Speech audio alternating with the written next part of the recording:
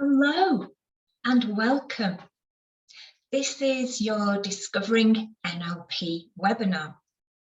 My name's Christine Dawson and I join you today from the Quest for Success Training Centre in Greater Manchester, UK. So a very warm welcome to you wherever you're joining us in the world today. I really appreciate your company. Thanks for logging in. So I'm going to share some visuals with you. So this is our Discovering NLP webinar. I'm guessing you're here because you're curious. You're curious to know more about the whole topic, the whole technical aspect of neuro-linguistic programming, or NLP for short. So I'm going to be your guide today through the subject of NLP.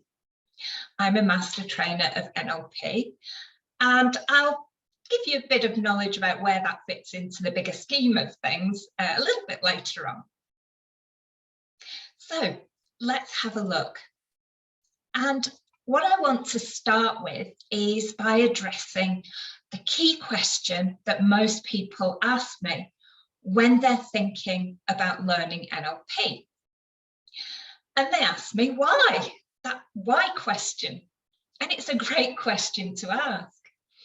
So why is learning NLP useful? It's that what's in it for me thinking. Because whenever you enter into something new, a whole topic of learning, a whole knowledge base, a whole new discipline, you want to know that by the end of it, by the time you put all your time and energy into it, that there's going to be something useful for you, something very practical, something for daily living that pops out the end of it. Of course you do. So the why question is a really great one. So that's where I want to start.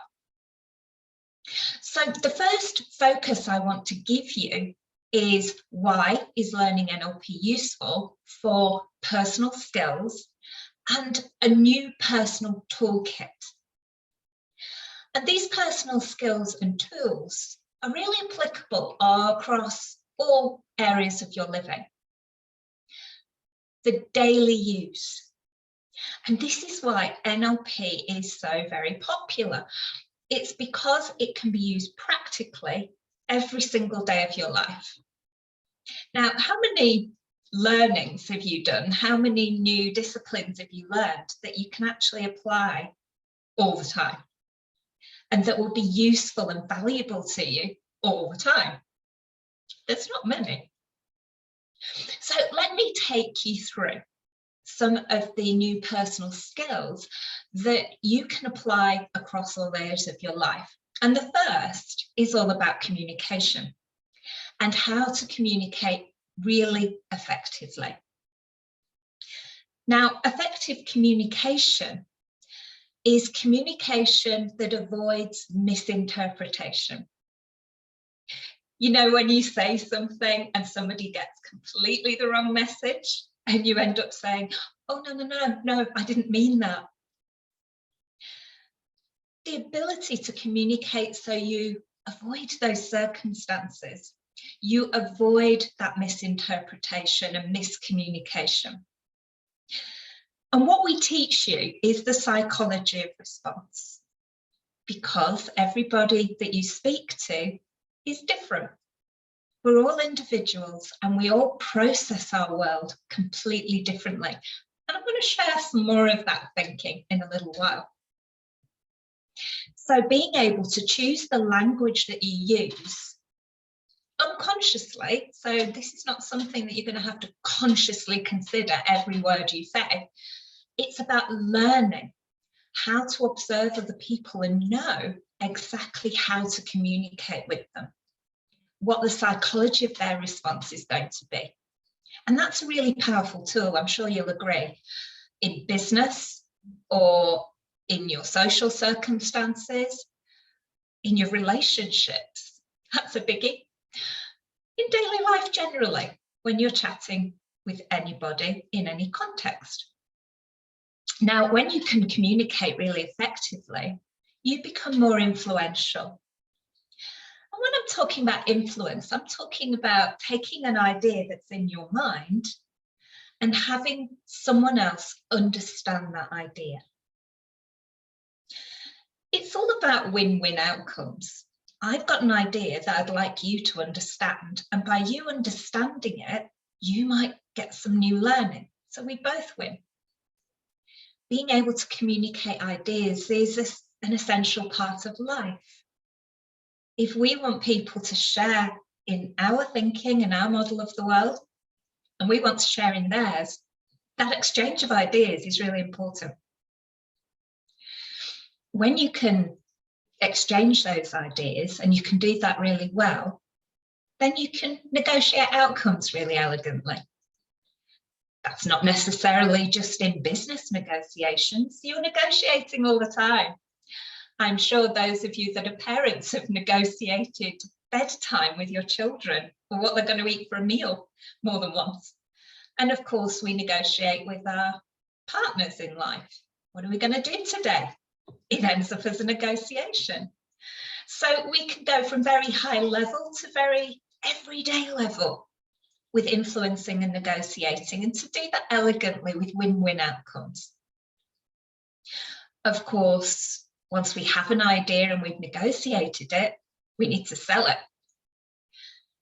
So because NLP really hones in on how someone thinks and how you can understand how they think, you can have somebody buy into something.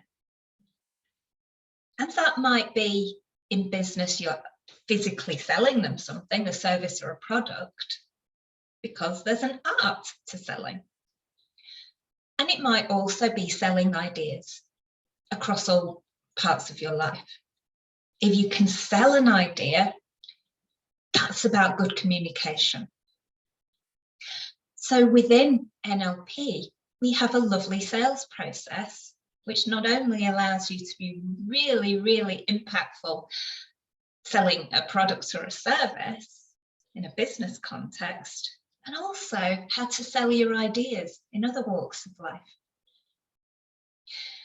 Because in NLP, we learn how people think, you can discover what they really mean when they say what they say. What we do is we look behind the words that they use, listening between the lines, if you like, so that we can dig a bit deeper into what people really mean, rather than just look at the surface of what they say. And that gives us much better understanding of other people. That in turn helps you to build relationships. If you can understand somebody, and I mean really understand them, then it becomes very easy, very effortless to build really strong relationships with them.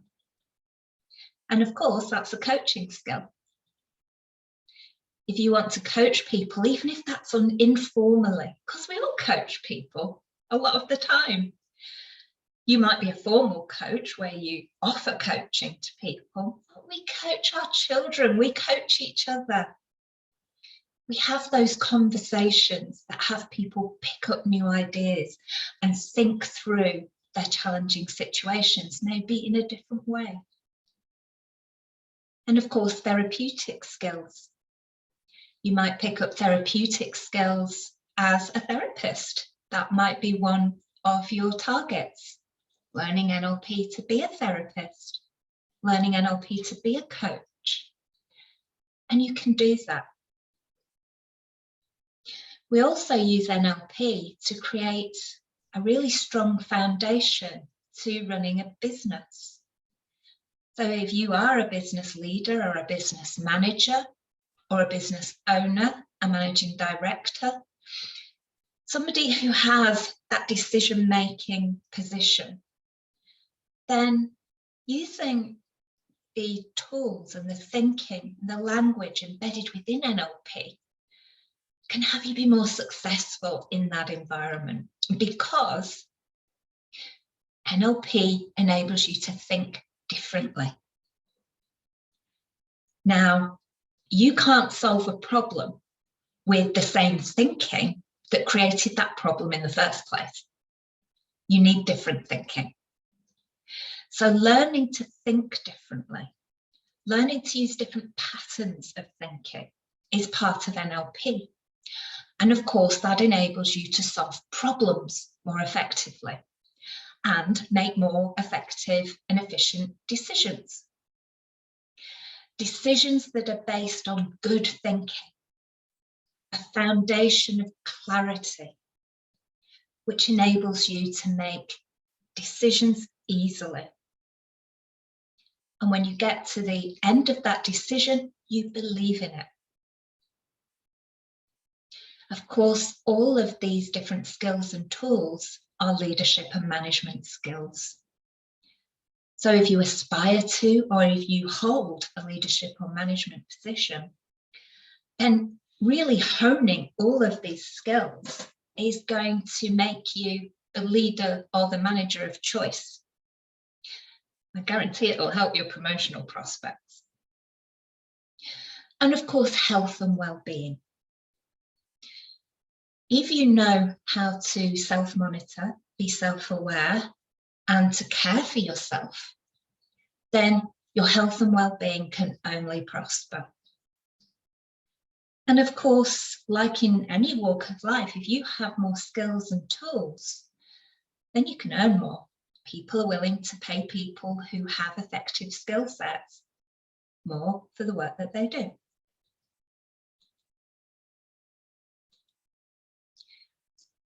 Now, let's dig a bit deeper into the personal development side of learning NLP. Because we really look at how you produce the behavior that you produce, how your emotional content is created, how you select the actions that you do from moment to moment, minute to minute, day to day. It means that we can start to create new thinking inside, as well as the thinking that goes outside.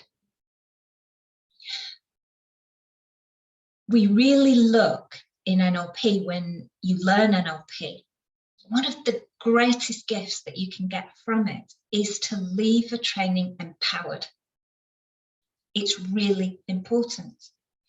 Empowerment, motivation, and above all, total self-belief. Knowing that you can be confident that you are a powerful and capable person, because you all are. Sometimes we get disconnected. We get disconnected from our internal resources. We get pulled away from our motivation, and we start doubting. Because NLP has a really large toolkit of techniques built within it, it means that once you know those techniques, you can apply them to yourself. You can get complete with your past. Quite often, we allow our past to draw from us, to draw energy from us, to draw belief from us. And we have systems in place within NLP that allow you personally to be complete with that past. And so you can focus entirely on creating a bright and successful future. The techniques within NLP allow you to resolve your internal conflict. And we all have a bit of that, don't we? It's almost like you've got the devil on one shoulder and an angel on the other, and they're both whispering conflicting messages in your ears. And where they meet in the middle, you go, oh gosh, I can't decide. I feel totally pulled in two different directions. On the one hand, I want this. On the other hand, I want this. I just don't know. We can help to resolve those conflicts, to bring those two sides together so that you can make decisions easily and you can travel the path that you want to travel without feeling conflicted about the decision of your journey. NLP also has within it the techniques which allow you to control your emotional content. So those unresourceful emotions that you might feel from time to time, you know, irritated, frustrated, even angry, or maybe sad, or maybe stressed, or maybe guilt. Or maybe you sometimes feel really hurt in the world. These unresourceful emotions can really impact your behaviours, impact the way you think, and impact what you're willing to do in terms of creating the future that you want. So being able to control your emotional content and start to be able to generate positive, resourceful emotions that lead you in the correct direction is implicit to the work we do in NLP. By getting in control of that, we start to be able to change unwanted behaviours. So, you know, all those little things that you do and you think, oh, I've done that again, I wish I didn't do that. And it's become a bit of a habit. And you'll know yourself, if you've ever tried to change a habit consciously, that's difficult. If you've ever done something like smoking cessation, or stop drinking alcohol, or stop eating a certain food, to do it consciously, wow, that's a struggle. And it's a struggle because habits are generated unconsciously. So to change those behaviours, we go to the unconscious level. By thinking differently and holding different ideas and concepts in your mind, you get the ability to change your reality. Remove your unhelpful strategies that you might be running and get the energy back, that spark, that get up and go, that vavaroon, to really create success. And of course, your personal health and well-being is really, really important. Your mind and your body are inextricably connected. Everything that happens in the mind is transmitted through every cell in your body. That's why when you're having a low day, your body doesn't feel great either. When you're having an up and motivated day, your body feels strong and powerful too.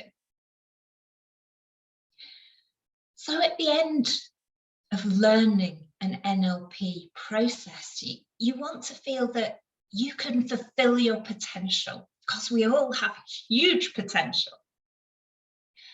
Your mind, your body can achieve things that you can't even imagine. You just need to put some process into it so that you can get in control of it. And when you do that, you can create your future.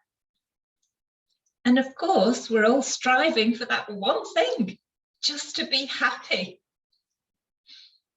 And the thing about being happy is to stop attaching happy to things and people, because we all do it, don't we? I'll be happy when I get that car that I want, or when I've bought that house that I want, or when I've got that outfit that I want, or when I've achieved a certain amount of money in my bank. Or we even say to people, well, it's up to them, it's their job to make me happy. Ooh. So if we can stop attaching happy to people and things and just think about what is it inside that makes me feel that emotion of happy, we can start to create that on purpose. So continuing with the why, NLP has become a global standard for excellence. And it's a standard in many businesses across the globe. Many businesses have now embedded NLP in their ways of working, in their general day-to-day business policies, to give them consistency. If everybody's understanding each other in the same way, if everybody's using language for really great effect if everybody has that vision for the future, if everybody is agreed to hold the same values for the business, then you get a business that works incredibly well and incredibly successfully. NLP has also become a global standard for coaching and therapy excellence for health and well-being.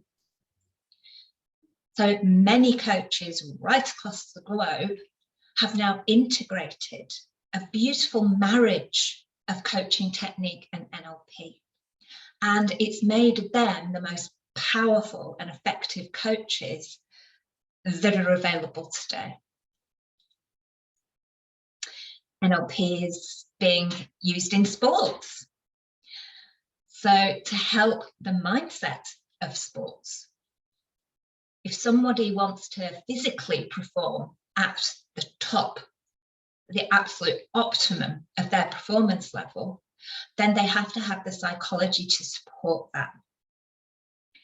If you listen to any sports person doing an interview and they're asked about how they've produced their performance, they always say the word belief at some point. And belief is something in our psychological processing, and NLP can help with that. NLP is starting, and I just say starting, to emerge into education. So our education systems are starting to appreciate that children all learn differently, that one way of learning doesn't fit all, and that those children who struggle to learn one way may learn really, really powerfully with a small tweak to how they're taught. And also, of course, NLP is a standard for personal development, for growing your skill set, for growing as a person, for being that person that you'd really like to be. So if we look at NLP as a business imperative, those companies that have embedded NLP into their daily processes have found enhanced performance. And of course, when a workforce is performing more efficiently and effectively, then profits go up.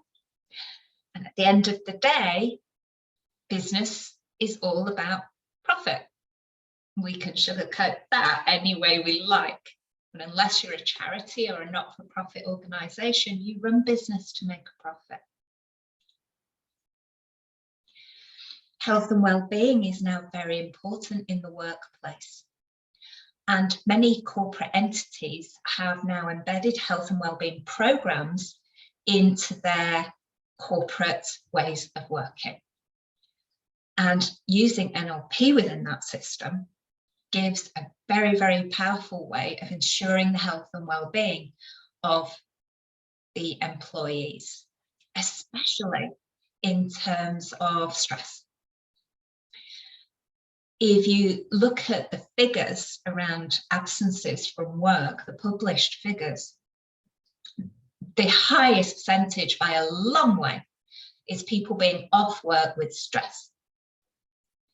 So NLP can work with that in terms of preventing the stress in the first place, and also when the stress has happened and the person is absent from work, getting them back into work more quickly and in a way that will be comfortable for them. We can also enhance workforce morale and employee satisfaction with their working conditions and the way of life that they're able to have in their work-life balance. NLP is also a model of excellence. So because we can deconstruct how someone produces a certain behaviour, we can deconstruct it, take all those components and install them in somebody else. So imagine you have an amazing salesperson and their figures are way beyond anybody else's. using NLP modeling techniques, you can break down how they're doing it, exactly how they're doing it, and install it in the rest of the sales team. Very powerful stuff. I also mentioned that NLP is a really critical coaching approach. And why it's so powerful in coaching is that it allows you to understand your coachees at a very deep level. The International Coach Federation produced some statistics, and they showed that the main reason that people leave their coaches is that they say, my coach just didn't get me. They didn't understand me. They didn't understand my problems. NLP goes beyond regular coaching approaches to really understand the cognitive processing and the psychology of response that your coachees are presenting. If you apply NLP to coaching, you can actually understand your coachees better than they understand themselves. And that's a powerful tool. So that understanding allows you to attract more clients and retain them. Keep them with you. Because a great coaching client, you might be with them for several years before they get to their end point, where your journey together ends and they go to do something new. Blending NLP and coaching also allows you to create real-world change quickly and effectively. So let's say your coachee was thinking about a goal that they have and you're working with them to help them reach that goal, and they hit upon a limiting belief that they have about themselves that just stops them in their tracks. NLP allows you to help them remove that limiting belief quickly, easily, and effectively with longevity. And then you can continue with the coaching process. With regular coaching tools, moving that limiting belief might take you session after session after session, and it still might not be completely gone.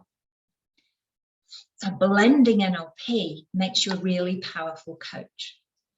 And of course, because linguistic is our middle name, your real mastery of language in coaching conversations is going to allow you to take your coachees from where they are now to where they want to be much more effectively. So there's a lot of why, isn't there? There's a lot of benefit for you in getting into the world of neuro-linguistic programming and beginning to understand how people function in the world. So let's have a look at what NLP actually is. Well, there's nothing new in NLP. It's been around since the early 1970s. And it was created by the two guys at the top of the image here, Richard Bandler and John Grinder, supported by a guy called Frank Puslik. And these guys met at the University of California in Santa Cruz, way back. And at the time, Richard Bandler was an undergraduate and John Grinder was a very young and very promising linguistics professor. And Richard Bandler and his chum Frank Puslik were getting very interested in how some of the most prominent therapists of the day were causing people to change their thinking and behaviour through language, through conversation. And so they started to study. And they did a lot of work, a lot of practice sessions. They got groups of undergraduates to help them work out what was happening. And through the process of modelling, they started to put together a system of how therapists were using their language to cause people to make changes, real life changes. And they took their work to John Grinder and said, will you have a look at this? Look at what we're discovering. Maybe you can add something. And of course, he could add something. And they put their heads together and they got a really powerful system together of working out what it was in language that can cause people to change quickly and easily. And over a whole decade of academic research and experimentation, these two guys finally decided to put a label on what they discovered and called it neuro-linguistic programming. And the rest is history. Then they decided to start training people to train NLP. And of course, that developed over the years. One more figure that I'd like to bring to your attention is the guy in the bottom picture there, Tad James. Now, Tad James was the first person that Richard Bandler nominated as being a master trainer of NLP. And what Tad did is he added a whole dollop of practicality into the learning of NLP. Previous to Tad picking up on this, a practitioner training was 21 days. Wow, that's a big training. And what Tad discovered, that using some of the techniques from NLP, that accelerated learning is possible. And Tad said, well, if we do pre-study to embed the theory, and then we use the face-to-face for practice, we can embed the learning at a highly accelerated rate. And so we have Tad to thank for the system of NLP that we have today. Now, there is a career path. This is often a little bit confusing when people are looking at NLP and they see all these different levels and they wonder, what's the entrance level? Where do I start? So this is the ladder of learning that is available. And you can start and stop wherever you think that you need to be. Some people go all the way up the ladder and other people just stay at the NLP coach practitioner level. And that's fine. It's whatever you want to get out of it that's right for you. So I'm not going to go through these in a whole load of detail. If you want to know more about any of these levels, then please get in touch and I can explain them to you one-to-one. So we go from NLP coach practitioner to master coach practitioner. And in between there, you can also do some clinical hypnosis if you choose to. From being a master coach practitioner, you can go on to be a trainer. So that's a different level of career path. You're now a trainer. You can learn to be a trainer of hypnosis and timeline therapy and coaching. And then if you choose to, you can go into a really beautiful personal development program, which takes 5 years to make you a master trainer. So that's the point where I sit at the moment. I'm a master trainer of NLP. So that huge question, what is NLP? And there are so many different definitions out there. So I've picked out the ones which I think make most sense. NLP is the study of what we do in our head when we create success. It's a study of the exceptional. So people often ask me, okay, so what's the difference between psychology and NLP? Well, traditional psychology is based on averages. So traditional psychology might say that, okay, in a particular environment and given a particular set of environmental factors, the average person will behave in this way. That's what we'd expect. NLP goes to the really far pole of a scale, and it studies people who are really exceptional at what they do. champions, masters. How do they create that? What made them the champion? What made them exceptional? And it models that. So that by learning NLP, you're learning what it is to be exceptional. And I'm sure we all aspire to that, don't we? We don't want to be Mr. and Mrs. Average. We want to aspire to that exceptional end of the scale. And NLP is both an art and a science. So the science is neuroscience. It's how your mind works and how your mind works within the biological structure of your brain. I like to think of this in really simplistic terms. I like to think of the physical brain as your computer hardware, and your mind is the computer software that runs on that hardware.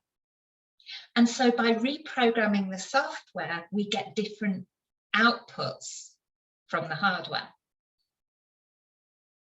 It's also an art, and the art is how you apply what you learn. So what you learn allows you to positively change human behaviour. So to do that rapidly and easily with permanent results. When we were born, we didn't come with a manual. I'm sure our parents wish we did. If you've got children, I'm sure you wish you had the instruction manual to go with the parenting. But we don't. It's something we have to learn. So NLP is that instruction manual. It's an instruction manual for the mind. It tells us how to start to get in control of our thinking and our emotions and our behaviour. It's a model of excellence. If we think about this as a flow, this is how it would look. So first of all, we become aware of our thinking, because most of our thinking is unconscious. And the challenging thing is, in this highly visual world that we live in, with all the social media and all the news channels, quite often our thinking isn't even our own.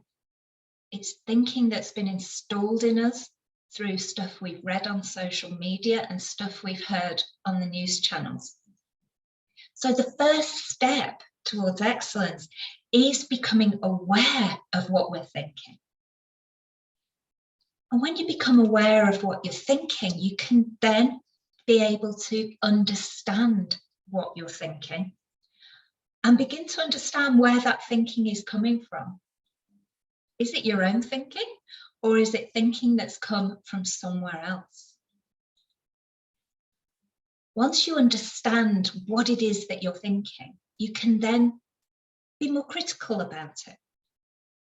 You can say, okay, do I want to unconsciously accept this information? Or do I want to decide which elements I'm going to accept as being true and which elements I'm going to leave behind? So moving away from that unconsciousness that we're all increasingly falling into. You know, when you see a teenager just stuck to their mobile phone, never looking up, never looking into the world, and the world is becoming just virtual. We need to pull out of that and start to think more critically, more consciously about our thinking processes.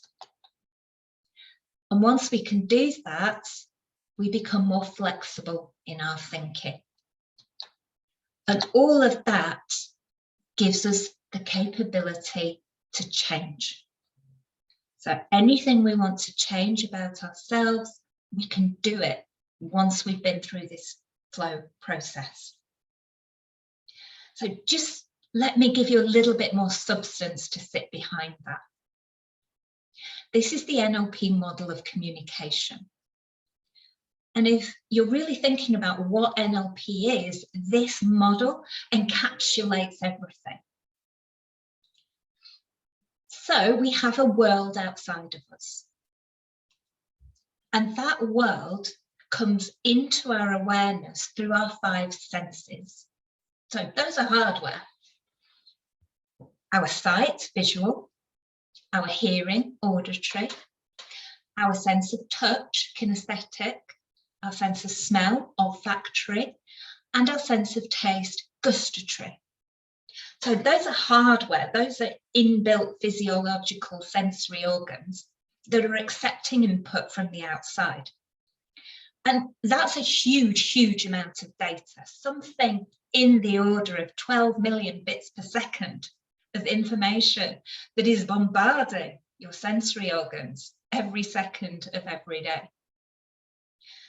Now, in terms of your conscious cognitive processing, that amount of data is way too much. So you need to cut it down. So some of it you delete, some of it you change so it better fits your perspective, and some of it you just generalize. Oh yeah, I've experienced that before, I don't need that extra data. And by going through that process, you personally come up with about 126 bits per second of that 12 million. Whoa! You've gone from huge to tiny. And the interesting thing is, every single individual, each of you, does that deletion, distortion, and generalization through your filters. You do it differently. And that's why we all have a different view of the world. You could take 10 people and show them the same event, and they'd all give you a different report of what happened. So those 126 pieces of information become your internal representation. So by that, we're talking about the pictures, the sounds, the self-talk that you've got in your mind that is creating your view of reality. That in turn, through the mind-body connection, changes how your body feels and how your body reacts, and it produces what we call in NLP your state. So that's a combination of how you're thinking, how you're feeling, and how your body feels gives you a state. And that goes into a feedback loop. And then that state produces your external behavior. So all this makes sense, doesn't it? That if we want to change someone's behavior, we can go back to that internal representation, make changes there, and change the state, which changes the behavior. And that's the basis of how NLP processing works. So we take our experience, and then in our mind, we add words to it, we label it. That's what we call our auditory digital, our self-dialogue. And once you've labeled your experience with your words, then it's real. And that's what you project out into the world. Perception is projection. So whatever it is you perceive about the world, that's what you push out into the world. That's what people experience you as. And this is what we work on in NLP, having positive projections. Certification is always the question that people ask, because that also is quite confusing. So to make it really clear, all the Quest for Success Limited trainings are regulated by the American Board of NLP, the Coaching Division of the American Board of NLP, the Timeline Therapy Association, and the American Board of Hypnosis. All these are global boards, and each of the certifications has international recognition. So how do you go about learning NLP? Well, it's an 8-day training with pre-study, and it gives you 4 certifications: NLP Practitioner, NLP Coach, Timeline Therapy Practitioner, and Hypnosis Practitioner. So all those things together. Quest for Success have 3 different trainings available this year. So one's quite soon, the 6th to the 9th and the 13th to the 16th of February, and that's live online. 18th to the 25th of March in Manchester, and the 21st to the 28th of October in Manchester. And those are live in the room trainings. So there's choice. So if you would like to ask more questions, if you've got something that you'd like to discuss, please get in touch. Our phone number, our email, and our website are there for you to call or to contact us on. And we're also on all the normal social media platforms. So we have a couple of minutes for you to ask a question if you'd like to. You can please use the chat facility just to put in a question if you'd like. So I'll just give you a moment to go ahead and do that right now if you'd like to.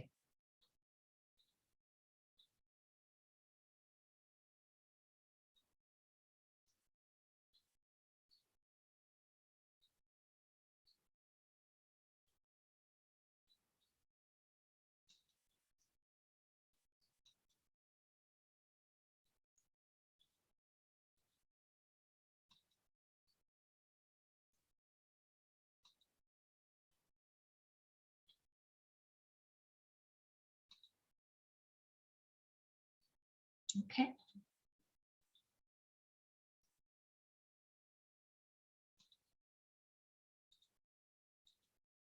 So all that remains for me to do is to thank you ever so much for keeping me company today. And I hope we can welcome you to a training at some point. And one thing I'd like you to remember is you are amazing.